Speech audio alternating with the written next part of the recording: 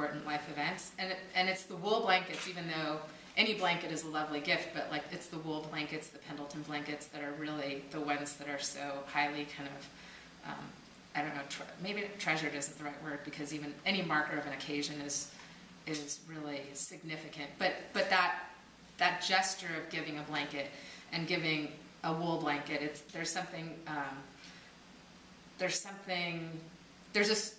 marks a story, and then that story continues to evolve as that blanket is used. So I started collecting blankets from thrift stores, anything $5 and under. They always were wool, and I never would be like, well, this one's not pretty and this one's pretty. I would just always like get wool blankets. And over time, people then realized I was collecting wool blankets, so I have friends and just new acquaintances who will give me blankets, and I oftentimes will trade a print, a little silkscreen print, for a blanket. And I eventually did a project where I traded I traded a print when people would give me a blanket with a blanket story, and so people would start adding their own stories onto these tags. One of the things I realized when I was collecting the blankets is that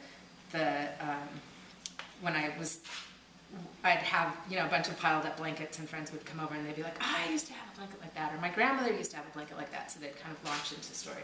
So that's a long way of me getting back to the color in this piece, but like I'm really interested in this, like now the archive is in my head, but also kind of gathered in my studio, where I'm interested in how colors and textures kind of relate to,